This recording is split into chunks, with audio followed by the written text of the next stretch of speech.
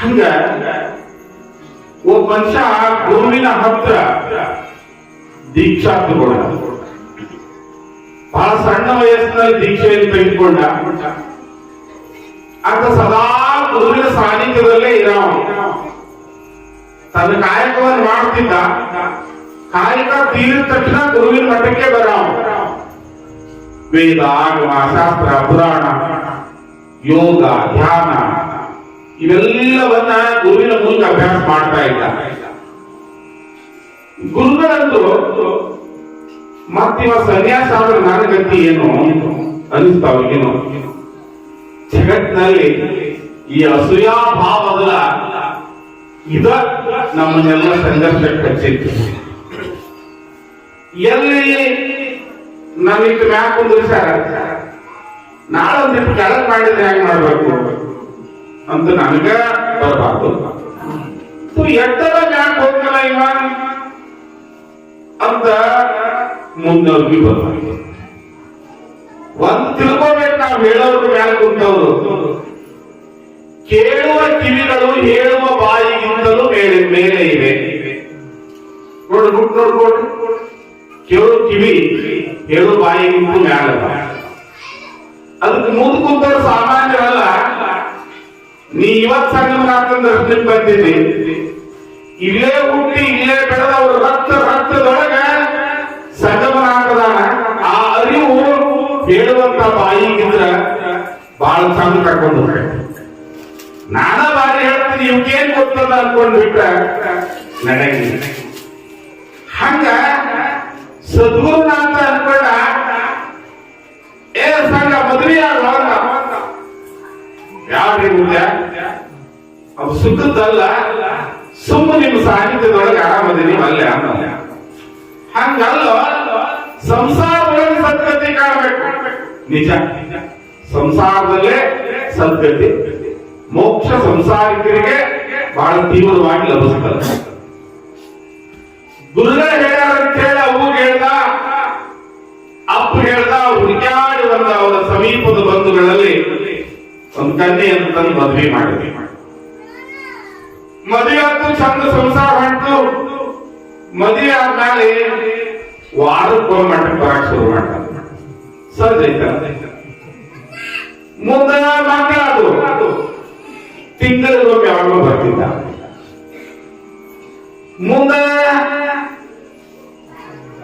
Bore ಬಿತ್ತು ಹೊರದಾಗ ಗೊಂಜಾಳ 20-46 ಜಾತ್ರೆ ಬಂದು ಬರ್ತೀನಿ ಅನ್ನಕಂತ. ಮುಂದೆ ಮಠಕ್ಕೆ ಒಂದು ಕಮಿಟಿ ಆಯ್ತು. ಮಠ ಭಾರಿ ಬೆಳೆತು, ಗೋಪುರ ಅಂತೆಲ್ಲ ಅಂತ ಖರೆ. ಕಮಿಟಿ ಅವ್ರು ಬಟ್ಟಿ ಹೋದ್ರೆ ಅಲ್ಲಿ ಹೋಗ ನೀನೇ ಮೊದಲು ಮಠ ನೋಡ್ರಪ್ಪ, ಬಟ್ಟಿ ಬೇಕಾದ್ರೆ 1000 ರೂಪಾಯಿ ಹೆಚ್ಚಿಗೆ ಕೊಡ್ಕೊರಿ. ಜಾತ್ರೆಗೂ ಹೋದಾಗುದಿಲ್ಲ ನನಗಂತ. ಬಟ್ಟಿ ಬೇಕಾದ್ರೆ 1000 ರೂಪಾಯಿ ತಗೋರಿ. ನಮ್ಗೆ ಸಿಕ್ಕಾಪಟ್ಟಿ ಗುರುಗಳು ಹಚ್ಚಿದ್ದು ಎಲ್ಲ ಅಂದವ. ಬಟ್ಟಿ ಅವರು ಸಂಜೆ ಕಡೆ ನೋಡಿದ್ರು, ಬಗಲ ಬಿಡ್ಕೊಂಡು ಮಠಕ್ಕೆ ಹೋದ್ರು. ಗುರುಗಳು ಬರಟ್ಟಿಗೆ ಸೋಡಾ ಮಾಡಿಸಿದ್ರು, ಚಾ ಮಾಡಿಸಿದ್ರು. ತಿನ್ನಾಗ ಶಂಕರ ಮುಖ ನಗಾಕ, ಯಾಕೋ ಸ್ವಲ್ಪ ಯಾಕೆ ನಗ್ತಿಯಲ್ಲ ಅಂತ. ನಿಮ್ಮ ಭಕ್ತನ ಮನೆ ಹೋಗಿದ್ದೀರಪ್ಪ, ಏನ್ ದೀಕ್ಷಾ ಕೊಟ್ರ ನೀವು? ಅವಾಗ ಬಟ್ಟಿ ಬೇಕಾದ್ರೆ 1000 ರೂಪಾಯಿ ತಗೋರಿ. ಮಠಕ್ಕೆ ಬರೋದು ಆಗೋದಿಲ್ಲ, ಜಾತ್ರೆಗೆ ಬರೋದಿಲ್ಲ. ನೀವೇನಪ್ಪ ದೀಕ್ಷಾ ಕೊಡ್ತಾವ ಮಗನ್ ಮಾಡ್ಕೊಂಡ್ರಿ ಅಂತ. ಹೌದಲ್ಲ, ಗುರುಗಳಿಗೆ ಚಿಂತೆ ಆಗ್ತಲ್ಲ. ಮಗ ಯಾರಿಗೂ ಅನುಗ್ರಹ ಮಾಡಿರ್ತೀನಿ, ಮಗನಿಗೆ ಅನುಗ್ರಹ ಮಾಡೀನಿ, ಇವ ಬರುವುದಲ್ಲ ಅಂತ ಹೇಳಿ ಚಿಂತೆ ಮಾಡಕತ್ತಿದ್ರು. ಗುರುಗಳು ನಶಿನಾಗಿದ್ದ ಹತ್ತಿ ಕಟ್ಟಿಲೆ ಹತ್ತಿಕೊಂತ ಮಠದ ಮುಂದೆ ನಿಂತಿದ್ರು. ಇವ ಹೆಂಡಿ ಅಡಿಗೆ ಹೊರಕೊಂಡು ಹೊಂಟಿದ್ದ. ಆ ಡೋಳೆ ಅಡಿಗೆಯಿಂದ ಅಳವಸಿಗೆ ಆ ಹೆಂಡಿ ಮ್ಯಾಲ ಸೋರ್ತಿತ್ತು, ಕಣ್ಣಾಗ್ ಬರ್ತಿತ್ತು, ಬಾಯಾಗ ಬರ್ತಿತ್ತು, ಹಂಗ ಒರೆಸ್ಕೊಂತಿದ್ದ, ತಗೊಂಡ್ ಹೊಂಟಿದ್ದ. ಇದು ಸಂಸಾರದ ಅಡಿಗೆ, ಸಂಸಾರದ ಅಡಿಗೆ ಹೊಂಟಿದ್ದ. ಏನಂತ ಸಂದರ್ಭ ಅದು ತಿಳಿದಿಲ್ಲ. ಹೆಂಡಿ ಹೊರಕೊಂಡು ತಿಪ್ಪಿಗೆ ಹೋಗ್ತೀವಿ ಅಂತ ಎಷ್ಟರದ್ದು ಹೋಗಿಲ್ರಿ ನಿಮ್ಗ ಅಂದವ. ಬಿಡ್ರಿ ಸರಿ, ಮುದ್ದ ಏನ್ ಮಾಡ್ತೀರಿ ಅಂತ ಚೆಲ್ಲದ ಹೊರಬಾರ್ದು ಕಸ ಚೆಲ್ಲಿ ಹೆಂಡಿ ಚೆಲ್ಲಿ ಹೆಂಡಿ ಕೈಯಾಗಿ ಹಿಡ್ಕೊಂಡು ಮ್ಯಾಗಿನ ತಟ್ಟು ತೆಲುಗಾಗಿನ ತಟ್ಟ ಹೆಡಿಯಾಗಿ ಹೊತ್ಕೊಂಡು ಮುಖ ಒರೆಸ್ಕೊಂಡು ಬರಾಕತ್ತಿದ್ದ. ಒಂದೊಂದು ನಿಮಿಷ ಬಂದು ಹೋಗ್ಬಿಡೋ ಸಾಕು. ಚಂಚಲ ಬರಬೇಡಿ ನೋಡ್, ನಿನ್ನ ನೋಡ್ಲಾರ್ದ ನನಗೊಂದು ನಮೂನಿ ಪರದೇಶಿ ಭಾವನೆ ಬರಾಕತ್ತಿದ್ವ. ಪ್ರೀತಿ ಶಿಷ್ಯ ನೀನು, ಒಂದು ನಿಮಿಷ ನಾನು ಮಾತಾಡ್ತೀಯ ಅಂತ ಕೇಳ್ತೀನಿ. ಇಲ್ಲಿ ಹೇಳಿ ವಜ್ಜಾಳ ರಾಶಿ ಪಾಸಿ ಮುಗ್ರಾವು ಹೇಳ್ತೀನಿ. ಏನಿಲ್ಲ, ನಿನಗೆ ಯೋಗ ಶಕ್ತಿಯನ್ನು ಕಲಿಸಿಕೊಡ್ತೀನಿ.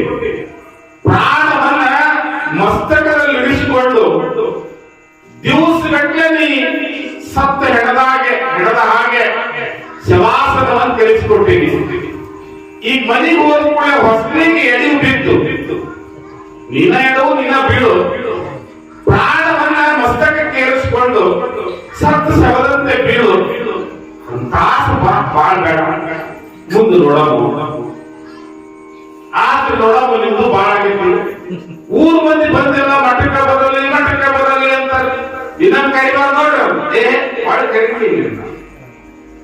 ಸೀದಾ ಮನೆಗೆ ಹೋದ, ದೊಡ್ಡ ಹೊಸ್ಲಿ ಹೆಂಡಿ ಮಾಡಿ ಹೋಗುದು ಹೊಸ್ಲಿಗೆ ಎಡುದಾಗ ಮಾಡಿ ದಪ್ಪನ ಬಿದ್ದ. ನಿಮ್ಮ ಅಪ್ಪ ಬಿದ್ದ ಎತ್ತು ಬಿದ್ದ ಅಂತ ಹಂಗ ಹಿಂಗ ಮಾಡಿ ಯಾರೋ ಬಂದು ಎತ್ತಿದ್ರು. ಯೋಗೇ ಅಪ್ಪ ಕೈಕಾಲ ಎತ್ತಲ್ಲ, ಮೂಗಿಡ್ರೆ ಬಂದ್ ಹಿಡಿದು ನೋಡಿದ್ರೆ ಉಸಿರ ಇಲ್ಲ. ಪಾಪಯ್ಯಪ್ಪ ನಿಮ್ಮಪ್ಪ ಎಂತ ಸುಂದರ ಸಾವು ದೇವರಾಗಿದ್ದು ಅಂದ್ರು. ಎತ್ತರ ಪುಣ್ಯ ಮಾಡಿ ವಯ್ಯಪ್ಪ ಅಂದ್ರು. ಆಯ್ತು ಬೀಡ ಅಂದ್ರು. ತಂದು ಗುಡ್ಡಕ್ಕೆ ಬೆಳೆದ್ರು, ಸುದ್ದಿ ಹೇಳಿ ಕಳಿಸಿದ್ರು. ದೈದವ್ರು ನೋಡಿದ್ರು ತಗೊಂಡು ಬಂದು ಕೂತು. ಮಗ 10% ಖರ್ಚು ಮಾಡಿದ್ದಿಲ್ಲ, 1 ಲಕ್ಷ 2 ಲಕ್ಷ ರೂಪಾಯಿ ಮಾಡಮ್ಮ ಅಂದ್ರು. ದೈವ ಈ ಸೊಕ್ಕ ಬಾಳ ಬಂದ್ರು, 1-4 ಲಕ್ಷ ರೂಪಾಯಿ ಖರ್ಚು ಮಾಡಮ್ಮ ಅಂತಾಳ. ಅಳ್ರಿ ಏನು ಹಳ್ತೀವಿ ಒಬ್ಬಿಟ್ಟು ಮಾಡ್ರಿ ಸಿನಿಮಾ ನಿಮ್ ಕಡೆ ಇಲ್ಲ, ನಮ್ ಕಡೆ ಎಲ್ಲ ಬಾಳ ಇಲ್ಲಿ ಮಾಡ್ತಾರೆ. ಚಲೋ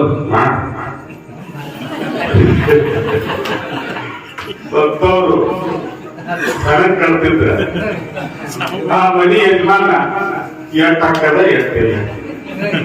ಕುದುರೆ ತರೋದಿ, ಒಬ್ಬಿಟ್ಟು ಮಾಡಿಸೋದಿ ನಮ್ಮ ಸಂಸ್ಕಾರ ಅಲ್ಲದು, ನಮ್ಮ ಪರಂಪರೆ ಅಲ್ಲದು, ನಮ್ಮ ಹಿರಿಯರ ಸಂಸ್ಕಾರವೇ ಅಲ್ಲ. ಇರ್ಲಿ ನಿಮ್ ಚಿಂತೆ ನನಗ್ಯಾಕೆ. ಅಲ್ಲಿ ಊಟಕ್ಕೆ ತಂದು ಬಡದ್ರು ಅವನ ಸುದ್ದಿ ಹೇಳಿ ಕಳಿಸಿದ್ರು ಎಲ್ಲಾ ಕಡೆ. ಗುರುಗಳ ನಿನ್ನ ಪಟ್ಟಿ ಎತ್ಕೊಂಡು ಬಂದು ಮಾತಾಡಿದ್ಯಾ, ನಿಮ್ ಶಿಷ್ಯ ಹೋದ ಅಂತ ಸಂಗ್ರಹಿದ್ದೆ. ನಡಿಪ ಹೋಗೋಣ ಅಂತ ಹೇಳಿ ಗುರುಗಳು ದುಕಾನ್ ಕರ್ಕೊಂಡು ಬಂದು ಪಾದ ಇಟ್ಟು ತೆಲ್ಮ್ಯಾಲ ಕೈ ಇಟ್ಟು ಹೇಳಿದ್ರು, ಇವ ಬದುಕ್ತಾನಲ್ಲ ಅಂತ. ಯಪ್ಪ ಬದುಕಿಸೋಯಪ್ಪ ಅಂದ್ರು. ಬದುಕಿಸ್ತೀನಿ, ಒಬ್ರು ಸಾಯಕ್ ರೆಡಿ ಇರ್ಬೇಕು. ಈಗ ಎಂಟು ಮುಂದೆ ಕೂತಿದ್ರಲ್ಲ ಅತ್ತಿಯರ, ನಿಮ್ಮದ ಆಗ್ಯದ ಹೋಗ್ಯದ್ರಿ, ನೀವ ನೋಡ್ರಿ ಅಂದ್ರು. ಯವ್ವ ನಮ್ಮಂತಾಗ ಬರಿಮಮ್ಮನ ಲಗ್ನ ಮಾಡದ ಯಾರು ಸಾಯಿತಿಲ್ಲ. ಯವ್ವ ತಾಯಿ ನೀ ಕಟ್ಕೊಂಡು ಹೇಳ್ತೇವ, ನೀ ಹೋಗ್ತಿದ್ರು ಹೋಗ. ಯವ್ವ ಹೇಳ್ತಿನೂ ಸಾಯಕ್ಕೆ ಆಗಿಲ್ಲ, ತಾಯಿನೂ ಸಾಯಕ್ಕೆ ಆಗಿಲ್ಲ. ಮಕ್ಕಳು ಲಗ್ನ ಆಗಿದ್ದು ಸ್ವಸ್ಥೆಗಿದ್ರು. ಎಂತ ಅತ್ತಿ ಸಸಿಯ ಯವ್ವ, ತಾಯಿ ಹೇಳ್ತಿ ಅಂತ ಬರ್ಬಾರ್ಬೇಡಿ.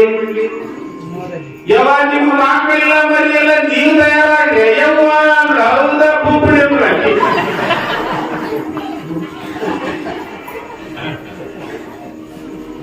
ಮಕ್ಕಳಲ್ಲ.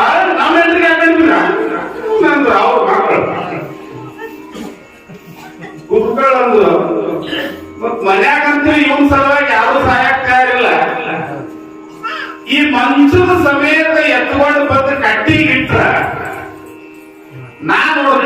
ಜೀವ ಬಿಡ್ತೀನಿ. ಯಾಕಂದ್ರೆ ನಾನ್ ನಿಮ್ಮನೆ ಜೀವ ಬಿಡಾಕ್ ಬರಂಗಿಲ್ಲ. ನಾ ಗುರು ಸಮಾಜದ ಜಾಗ ಹೊರಗೆ ಕಟ್ಟಿ ರೋಡ್ ಮೇಲೆ ಕಟ್ಟಿದ್ದೀರಿ. ಮೊದಲೆಲ್ಲ ಲಾರಿ ಬರ್ತಿದ್ದು, ಈಗ ಸೈಕಲ್ ಮೋಟರ್ ಸೈಕಲ್ ಬರೋಲ್ಲ. ಯಾವ ಈಗ ಕಟ್ಟಿ ಮೇಲೆ ತಂದಿಡ್ರಿ. ಮಂಚ ಎತ್ತಿ ಹೊರಗೆ ತರ್ಬೇಕಂದ್ರ ಮಂಚ ಬಾಗಿಲಿಂದ ದೊಡ್ಡದು. ಅದು ಗುರುಗಳಂದ್ರು ಮಂಚ ಕೊರಿರಿ ಬಾಗ್ಲ ಕೊರಿರಿ. ಮನ್ಯಾಗ ಮಂದಿ ಸಾಗವಾನಿ ಕಟ್ಟಿಗೆ ಬಾಗ್ಲದ್ರಿ. ಇದು ಮಂಚ ಬಾಳ ಕಿಮ್ಮತ್ತಿದ್ದದ್ರಿ, ಬ್ಯಾಡ್ರಿ. ಸತ್ತಂದ್ರೆ ಎಲ್ಲ ಸತ್ತವ್ ಬರ್ತಾರಂದ್ರೆ. ಮತ್ತ ಆಮೇಲೆ ನಮ್ಮ ಅಪ್ಪ ಬದುಕಿಲ್ಲ ಅಂದ್ರೆ ಮಂಚ ಬಾಳ ಯಾಕೆ ನೀವು ಕೊಡ್ಬೇಕು ನೋಡ್ರಿ. ಸಂಘ ಹೆಂಗದರಿ ಅಂತ ಗುರುಗಳು ಕಳ್ಳೆತ್ತಿ ಪಟ್ಟ ಬಡದ್ರು. ಎದ್ದು ಸಂಘ ನಡ್ರಿ ಮುಂದೆ ಸಾಕಂತ ನಡ್ರಿ ಸಾಕು. ಸುಮ್ಮನಿರಬೇಕು ಶಿವನಾಥನ. ಹಂಗ ಈ ಲೋಕ ಅದಲ್ಲ, ಮಿಥ್ಯದ ಲೋಕ ಇದೆ.